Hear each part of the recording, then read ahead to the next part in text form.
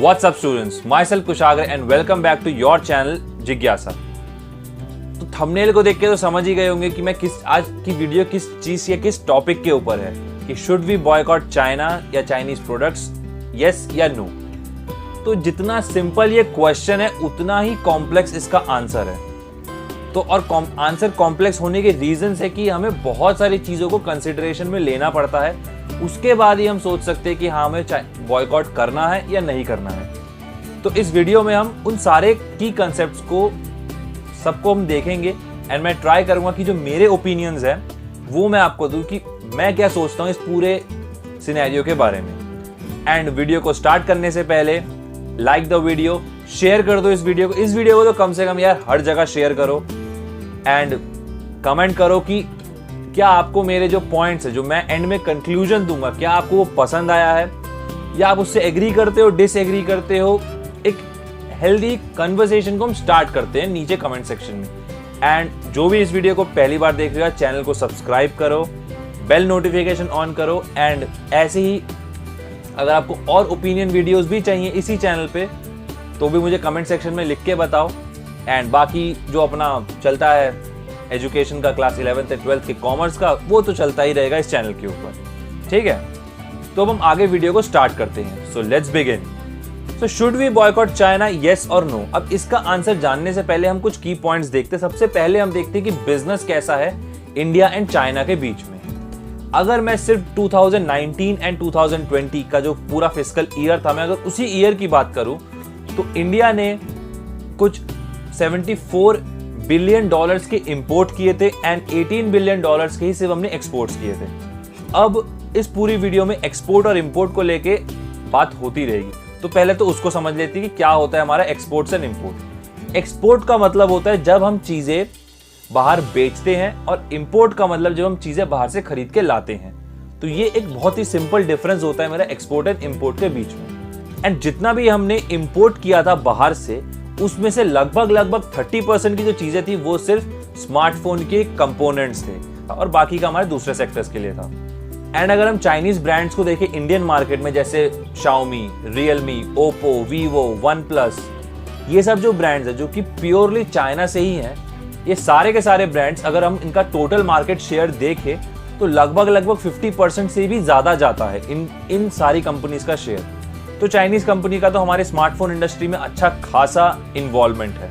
फिर एक और जो शॉकिंग नंबर है वो है कि जो सोलर पैनल्स इंडिया यूज करता है अपनी पूरी कंट्री में, उसमें से 90% मतलब 3.41 बिलियन डॉलर्स का जो पूरा अमाउंट है वो सिर्फ चाइना की तरफ जाता है। चाइना से ही हमारे पास 90% ऑफ सोलर पैनल्स की हम इंपोर्ट करते हैं, तो ये बहुत बड़ा नंबर है। उसके बाद अगर हम देखें 60% ऑफ जो हमारे इलेक्ट्रिकल अप्लायंसेज है जैसे washing machine, microwaves, televisions, refrigerators, air conditions, उसके भी जो मेजॉरिटी कंपोनेंट्स हैं वो भी ज्यादातर चाइनीज ब्रांड्स या चाइना से ही आते हैं। तो हमारा अच्छा खासा इन्वॉल्वमेंट है चाइना के साथ बिजनेस को लेके। फिर अगर हम देखें अपनी फार्मा इंडस्ट्रीज के अंदर की जो 80% तक का जो रॉ मटेरियल है वो सारा का सारा सिर्फ चाइना से आता है। तो यहां से हम कह सकते हैं कि हमारी जो बिजनेस को लेकर डिपेंडेंसी, हम इंपोर्ट बहुत ज्यादा कर रहे हैं एंड हम एक्सपोर्ट बहुत ही कम कर रहे हैं।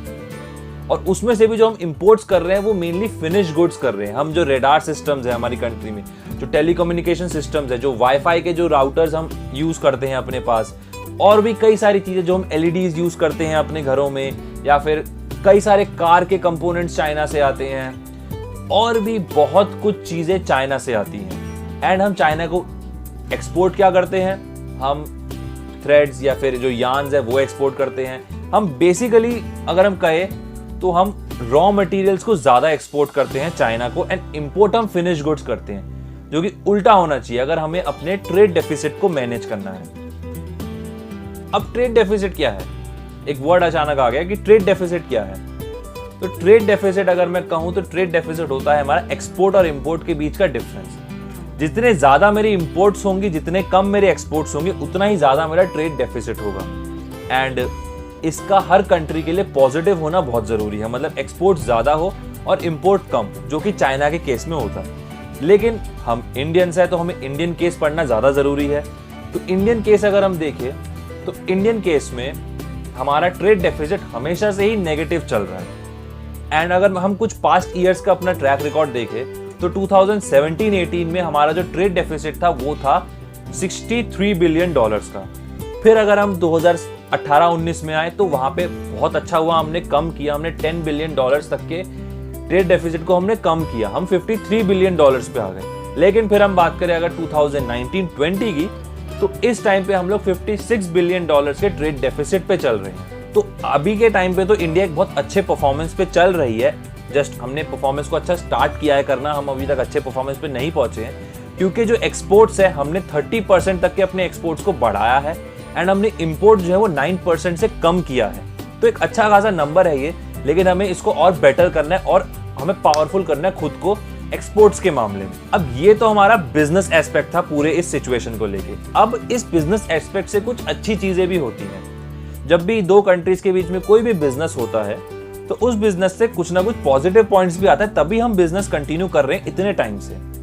सबसे पहला जो हमारा इंपॉर्टेंट या फिर जो पॉजिटिव पॉइंट है वो है एम्प्लॉयमेंट जनरेशन। अब एक स्टैटिस्टिकल डेटा है कि लगभग 8 लाख से लेकर 10 लाख लोग सिर्फ इसी इंडस्ट्रीज में जुड़े हुए हैं जो कि चाइनीज बेस्ड कंपनीज चला रही हैं इंडिया में।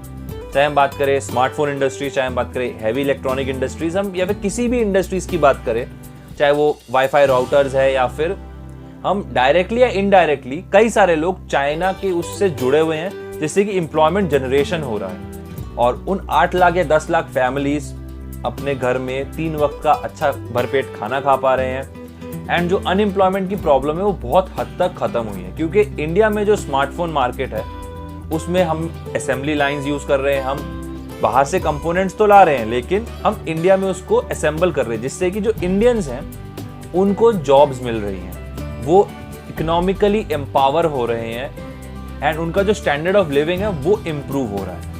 फिर जो सेकेंड हमारा पॉजिटिव पॉइंट है इस पूरे बिजनेस को लेके वो है कि टैक्सेशन, जो रेवेन्यू है गवर्नमेंट का वो बढ़ रहा है। पब्लिक का, सोसाइटी का रेवेन्यू तो बढ़ ही रहा है लेकिन गवर्नमेंट का रेवेन्यू भी बढ़ रहा है। अब कैसे बढ़ रहा है?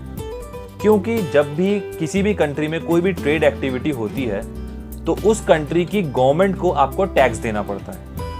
आप गवर्नमेंट को टैक्स दोगे, अगर गवर्नमेंट को टैक्स मिलेगा तो गवर्नमेंट के टैक्स जो रेवेन्यूज है वो बढ़ेंगे एंड उस टैक्स रेवेन्यू बढ़ने के बाद गवर्नमेंट उस पैसे को इंफ्रास्ट्रक्चरल डेवलपमेंट पे यूज कर पाएगी जिससे कि सोसाइटी की अपलिफ्टमेंट होगी। अब गवर्नमेंट करती है या नहीं करती, that's another topic of debate, लेकिन कर सकती है और मोस्ट ऑफ द सिचुएशंस में गवर्नमेंट करती है डेवलपमेंट को। फिर अब जब डेवलपमेंट होगा तो जो सोसाइटी के दूसरे लोग भी हैं उनकी स्टैंडर्ड ऑफ लिविंग भी थोड़ी बहुत बढ़ेगी। तो ये कुछ पॉजिटिव पॉइंट्स होते हैं हमारे जब भी हम बिजनेस करते हैं किसी भी दूसरी कंट्री के साथ। यहाँ पे हम बात कर रहे हैं चाइना के साथ अगर हम बिजनेस कर रहे हैं। अब हमने इंडिया और चाइना का जो बिजनेस था उसका पॉजिटिव आउटलुक देखा, लेकिन अब इसका नेगेटिव आउटलुक भी है जो भी बहुत डेंजरस है एंड एज एन इंडियन हमें उसको समझना बहुत जरूरी है। सबसे पहला कि जो भी पैसा हम बाहर दे रहे हैं चाइना को, चाइना उसमें से बहुत हद का बड़ा पैसा यूज कर रही है टेररिज्म को बढ़ाने के लिए इंडिया के अंदर, क्योंकि वो डायरेक्टली उस पैसे को पाकिस्तान को फंड कर रही है। जहां पाकिस्तान को पैसा मिल रहा है, पाकिस्तान उस पैसे को यूज करके टेररिज्म को और ज्यादा बढ़ा रहा है।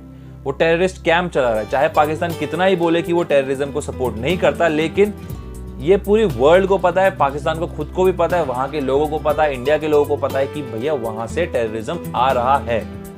यहां हम रिलीजन की कोई बात नहीं कर रहे, लेकिन उस कंट्री से टेररिज्म आ रहा है एंड कॉन्स्टेंटली आ रहा है, जो कि इंडिया को परेशान कर रहा है, इंडियन आर्मी को परेशान कर रहा है। हमारे सोल्जर्स इतने ज्यादा मर रहे हैं उसकी वजह से, जो कि खून खौलाने लायक बात है। फिर और भी अगर हम देखें, चाइना ने हमेशा से ही पाकिस्तान को सपोर्ट किया है टेररिज्म के मामले में एंड जब इंडिया में पुलवामा का जो इतना गंदा जो काम किया था टेररिस्ट ने पाकिस्तान के, तो उस टाइम पे जैश ए मोहम्मद ने पूरी तरह से उसके लिए जिम्मेदारी ली थी कि नहीं, ये पूरा काम हमने किया है। लेकिन चाइना ने जैश ए मोहम्मद का जो हेड था, मेरे को नाम भी लेना उसका पसंद नहीं है, लेकिन इस वीडियो के सेक के लिए मैं उसका नाम ले रहा हूं, मसूद अजहर, उसको इंटरनेशनल टेररिज्म या उसको इंटरनेशनल टेररिस्ट मानने से ही मना कर दिया एंड जैश ए मोहम्मद को एक ग्लोबल टेररिस्ट ग्रुप मानने से ही मना कर दिया। उन्होंने वीटो लगा दी। जो कि सबको दिखा था कि भैया इन्हीं ने ही किया। जब ये लोग मान रहे हैं, लेकिन चाइना ने वीटो लगाया, क्योंकि चाइना के पास परमानेंट सीट है यूएन को लेके। ये यूएन में परमानेंट सीट है चाइना के पास, तो इस वजह से वो वीटो लगा सकती है इजीली। फिर चाइना का जो थर्ड बुरा पॉइंट है, जो कि वो इंडिया के पैसे से बहुत ज्यादा कर रहा है, वो है अपने डेट ट्रैप डिप्लोमेसी को यूज करना। अब डेट ट्रैप डिप्लोमेसी का मतलब सिंपल है, जो भी गरीब देश है इंडिया के आसपास, उनको हाई लोन्स देना, लोन देके उनको उनके वहां पे चीजें बनवाना, एयरपोर्ट्स, पोर्ट एरियाज या कुछ भी ऐसी चीजें, डिफेंस फैसिलिटीज बना के देना। एंड उसके लिए भी कॉन्ट्रैक्ट चाइना चाइनीज कंपनीज को दिलवाती है, जिससे कि चाइनीज कंपनी को पैसा मिले। एंड फिर उस कंट्री की गवर्नमेंट चाइनीज गवर्नमेंट को, चाइनीज इकोनॉमी में दोबारा से लोन का इंटरेस्ट भी पे करे। तो चाइना एक बहुत ही स्ट्रेटेजिकली स्मार्ट माइंड खेल के पैसा निकलवाता है लोगों से। एंड अगर वो कंट्री, क्योंकि इतना मैसिव लोन्स होते हैं, वो कंट्री खुद ही इतनी गरीब है, तो वो कंट्रीज अगर पैसा पे ना कर पाए, तो चाइना कहती कि अब ये जो एरिया है वो 99 ईयर्स के या फिर कई ज्यादा सालों के लिए ये मेरे पास लीज पे रहेगा। जैसे ही मैं इससे पूरी इनकम रिकवर कर लूंगा, मैं ये वापस आपको दे दूंगा। एंड चाइना फिर उसी एरिया को यूज करेगा इंडिया के जो डिफेंस सिस्टम्स है या फिर इंडिया को हर तरह से परेशान करने के लिए। तो ये भी चीज हमें देखना जरूरी है, हमें नेगेटिव पॉइंट्स भी जानना जरूरी होता है इंडिया और चाइना के बिजनेस को लेकर। अब कई लोगों के दिमाग में ये सवाल आएगा, या फिर कई लोगों ने मुझसे भी ये सवाल पूछा है कि तो गवर्नमेंट ऑफ इंडिया क्यों नहीं बैन कर देती इस चीज को, कि government of India Chinese products को बैन कर दे। तो यार यहाँ पे हमें सबसे पहले ये समझना जरूरी है कि जो इंडियन इकोनॉमी है वो भी इतनी स्ट्रांग नहीं है।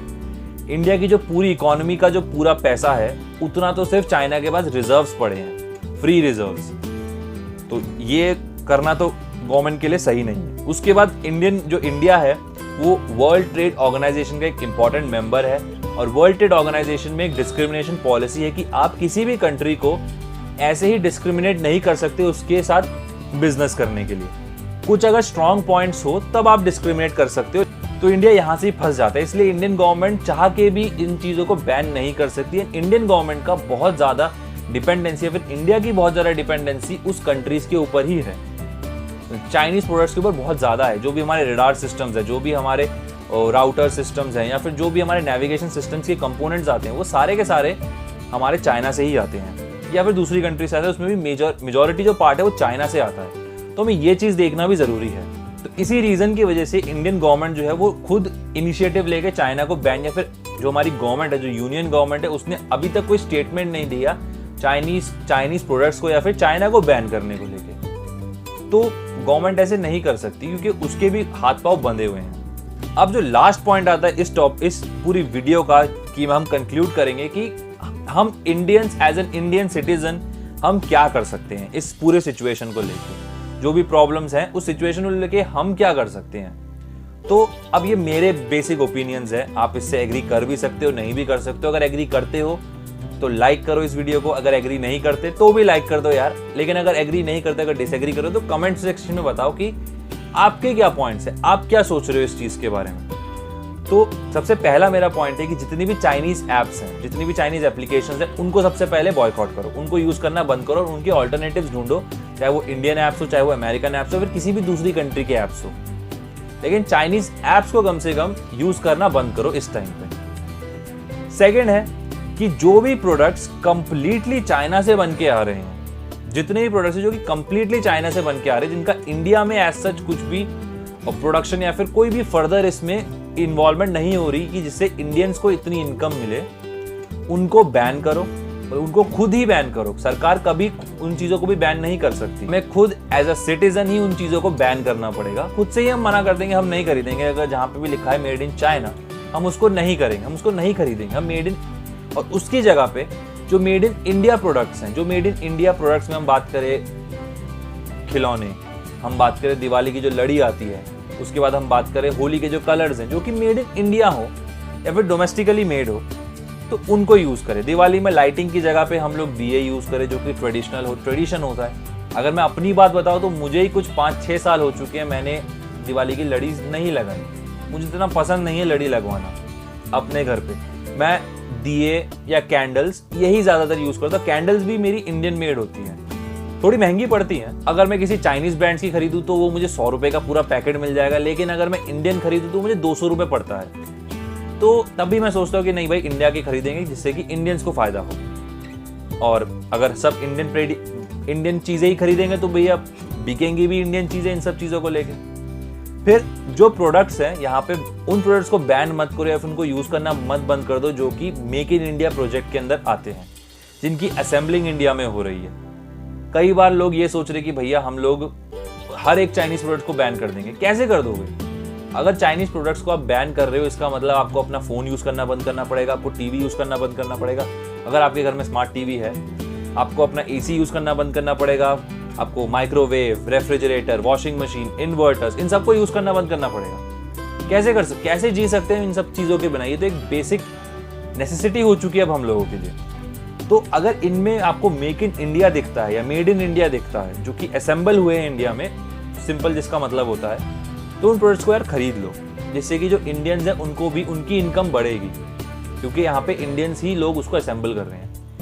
एंड जो सबसे इंपॉर्टेंट पॉइंट मुझे लगता है वो है कि खुद सेल्फ रिलायंट बनो, खुद प्रोडक्शन करना स्टार्ट करो। खुद हमें यहाँ पे कोई एक गवर्नमेंट, कोई भी जितने भी बड़े बड़े इंडस्ट्रियलिस्ट है वो अकेले नहीं, जो यूथ है इंडिया का वो भी अकेले नहीं। यहाँ पे हर एक सेक्शन ऑफ सोसाइटी को इस काम में आना पड़ेगा एंड इस काम को करना पड़ेगा, तभी हम खुद को कह सकते हैं कि हाँ, क्योंकि हमने जो इंडिपेंडेंस के बाद हम लोग एग्रीकल्चर को लेके सेल्फ रिलायंट नहीं थे, हम बने। प्रॉब्लम्स हुई लेकिन तब भी हम बने। तो वैसे ही जब अभी भी प्रॉब्लम है तो यार हमें बनना पड़ेगा, हमें मैन्युफैक्चरिंग यूज करनी पड़ेगी, गवर्नमेंट को बाहर से और कंट्रीज को और कंपनीज को लाना पड़ेगा इंडिया में। और इंडिया में भी कई सारे स्टार्टअप्स खुले जो कि सिर्फ टेक बेस्ड ना हो, लेकिन इन सब सेक्टर्स में भी हो, जिससे कि यहाँ पे भी हमारी डिपेंडेंसी जो है वो चाइना की तरफ से कम हो। तो ये एक वीडियो थी जो कि मेरे ओपिनियंस थे, मुझे क्या लगा, मैंने थोड़ा अपना स्टेटिस्टिकल डेटा दिया यहाँ पे, और क्या क्या इस पूरे वीडियो में हमने देखा कि भैया बिजनेस कैसा हो रहा है, क्या बिजनेस एंड पे पूरे स्टैटिस्टिक्स हैं, फिर अच्छी बात क्या है बिजनेस के होने की वजह से इंडिया और चाइना के बीच में, नेगेटिव पॉइंट्स क्या है, एंड मेरा एक फिर इंडिया क्यों नहीं कर पा रही चाइना को बैन, या क्यों नहीं कर रही चाइना को बैन या चाइनीज प्रोडक्ट्स को बैन, एंड मेरा एक छोटा सा कंक्लूजन कि मैं क्या सोचता हूँ। तो आई होप आपको ये वीडियो अच्छी लगी होगी, एंड अगर अच्छी लगी है तो लाइक, शेयर, सब्सक्राइब, एंड नीचे कमेंट सेक्शन में बताओ कि यार अच्छी लगी वीडियो। अगर अच्छी नहीं भी लगी तो भी कमेंट सेक्शन में लिख के बताओ कि नहीं यार मजा नहीं आया, आपको कुछ और थोड़ी डिटेल में जाना चाहिए। एंड वीडियो को एंड करने से पहले stay safe, stay healthy, stay learning, and always remember guys, you all can achieve anything you want if you put your time and effort to that thing only. Thanks for watching guys. Goodbye.